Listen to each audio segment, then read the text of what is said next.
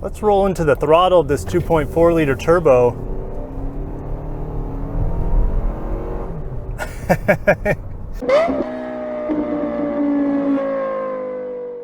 We're here in the 2023 Toyota Highlander XSE.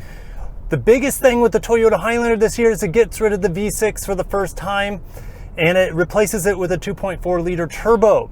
And we have more torque than ever before, around 310 pound-feet of torque, around 265 horsepower. A little bit down on horsepower versus the outgoing V6, but Toyota's doing this to improve emissions on this engine setup. So if you're wondering why Toyota's getting rid of the V6, it's not because they want to, it's because of the emission standards are getting more and more strict around the world. And so this 2.4 liter comes in and you don't have a lot of drop off. You only have drop off at the high end, which how many people are flooring their Highlanders on a regular basis? Not that many. Most people are putting around where they can really utilize this low RPM torque, 310 pound-feet of torque, which is way up versus the outgoing V6. Now this XSE is, holy smokes. This XSE is the sportiest trim of the Highlander, and we have black wheels on the outside. I don't believe they looked like this on the previous years. And you know, this has the white paint color with the blacked out grille. It looks pretty cool. I like the exhaust tips on the back as well. On the interior, we have this black and red contrast. We have a normal roof, not a panoramic roof, but we do have sunshades in that back row. You have tri-zone climate control. You have USB-Cs in that second row as well. You have USB-Cs up here. We still have the JBL sound system in here, but what's new is this touchscreen. We have an upgraded 12-inch touchscreen in here that has the new Toyota interface. So you have Google Points of Interest, you have over-the-air updates, you have wireless Apple CarPlay, wireless Android Auto. This setup is a little bit different as well. The wireless charger's up here now, and I love the functionality of these knobs up here for your climate control. Very easy to use, as it should be. I shouldn't have to use touch capacitor controls or get lost in the menus changing things for the climate control. It's all here, very simple and easy to use. On this particular model, I have a 7-inch MID, which used to be the upgraded MID on the Highlander. Now it is standard. On the higher trims, the Limited, the Platinum, as well as available on lesser trims, you have the 12-inch MID that replaces the physical gauges here, such as the tachometer on the left and the speedometer on the right. But the 7-inch is more than adequate.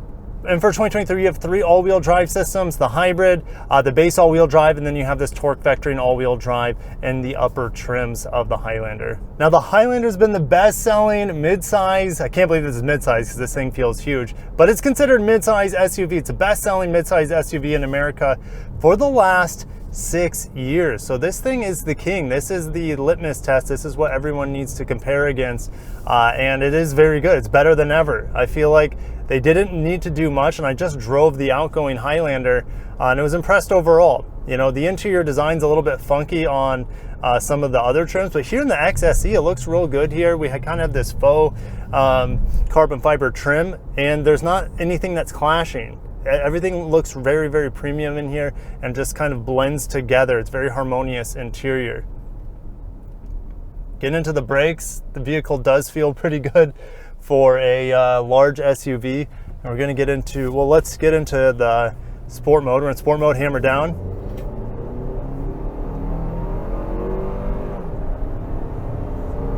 There's 60.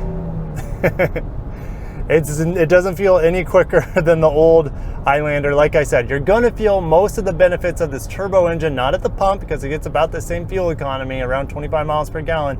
You're gonna feel it in day-to-day traffic, in city traffic, or when you're passing people because you have that immense amount of torque down low in the rev range.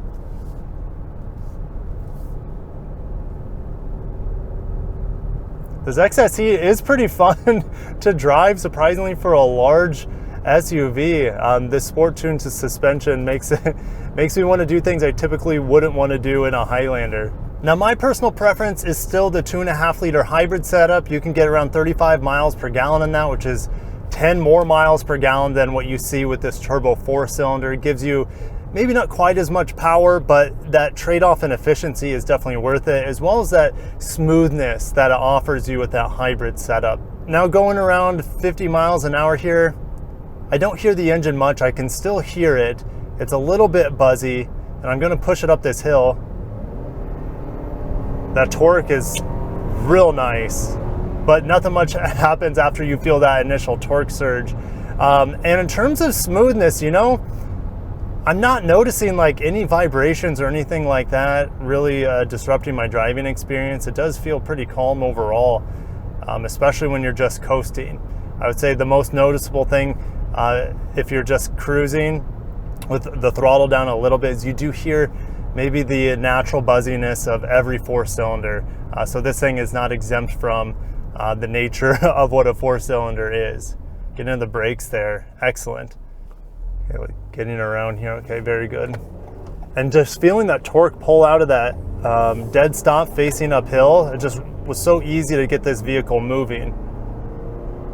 I feel like this, to get this thing moving, it doesn't need to be revved much higher than 3,000, 3,500 RPM, and you're up to speed. I'm already going 55 without pressing the gas pedal a whole lot. So that torque is very noticeable and beneficial in basic acceleration. Now, if you want to know more about the 2023 Highlander, definitely check out my video where I go over pricing, packaging, what's new.